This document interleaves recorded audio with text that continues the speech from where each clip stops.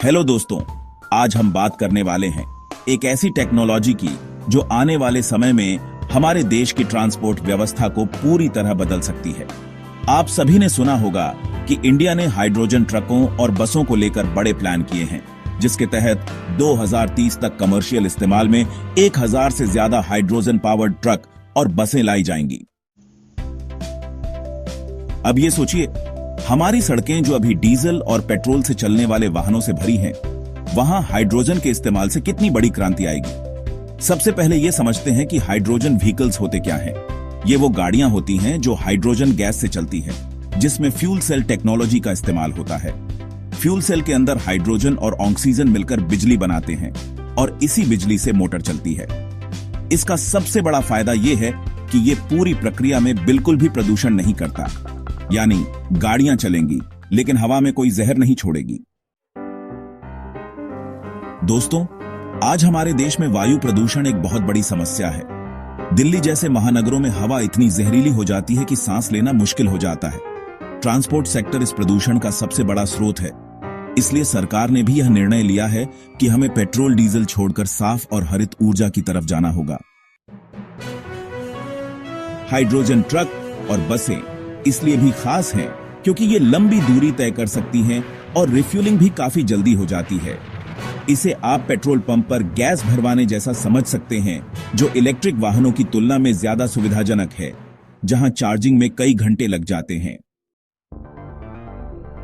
अब सवाल उठता है कि क्या भारत में हाइड्रोजन का उत्पादन और सप्लाई नेटवर्क इतना मजबूत है कि इतने सारे वाहनों को हाइड्रोजन दे सके।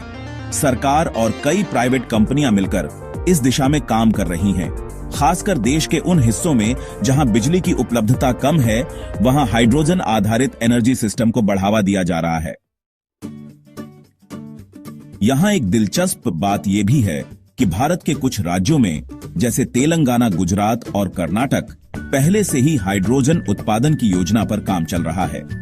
इन राज्यों में हाइड्रोजन प्लांट बनाए जा रहे हैं जो बायोमास, सोलर एनर्जी और इलेक्ट्रोलिसिस के जरिए हाइड्रोजन गैस बनाते हैं। लेकिन इतना ही नहीं, सरकार ने 2030 तक हाइड्रोजन वाहनों को प्रोत्साहित करने के लिए कई आर्थिक मदद और सब्सिडी भी देने का प्लान बनाया है। इसका मतलब यह है कि आने वाले समय में ये गाड़ियां आम आदमी की पहुंच में भी आएंगी, सिर्फ बड़े उद्योगपतियों के लिए नहीं रहेंगी। वैसे देखा जाए तो ये कदम हमारे क्लाइमेट चेंज के खिलाफ लड़ाई में भी बहुत बड़ा हथियार साबित हो सकता है।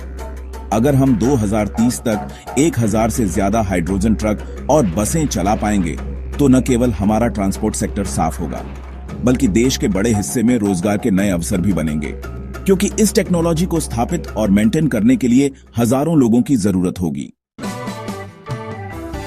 और हां, अगर अभी तक चैनल को सब्सक्राइब नहीं किया है तो वीडियो के अंत तक जरूर सब्सक्राइब कर लेना, क्योंकि मैं ऐसे ही अपडेट और इंफॉर्मेशन आपके लिए लाता रहता हूं।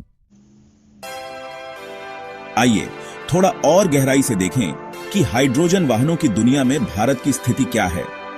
भारत ने हाल ही में ग्लोबल हाइड्रोजन अलायंस का हिस्सा बनकर अंतर्राष्ट्रीय स्तर पर भी हाइड्रोजन को बढ़ावा देने का बड़ा कदम उठाया है। इस कदम से हमें तकनीक एक्सचेंज, निवेश और सहयोग के नए रास्ते खुलेंगे। वैसे आपको जानकर हैरानी होगी कि चीन, यूरोप और अमेरिका भी हाइड्रोजन ट्रकों पर भारी निवेश कर रहे हैं। लेकिन भारत की खासियत यह है कि यहां की टेक्नोलॉजी जरूरतों और इंफ्रास्ट्रक्चर को ध्यान में रखकर ही इसे अपनाया जाएगा। यानी हम कॉपी पेस्ट नहीं करेंगे, बल्कि अपनी समस्याओं और जरूरतों के हिसाब से कदम बढ़ाएंगे। अब अगर बात करें ट्रकों और बसों की, तो ये दोनों ही हमारे देश की अर्थव्यवस्था के लिए रीढ़ की हड्डी की तरह है। ट्रक इंडिया की करीब 60% फ्री ट्रांसपोर्ट को संभालते हैं और बसें करोड़ों लोगों की रोजाना यात्रा के लिए अनिवार्य हैं।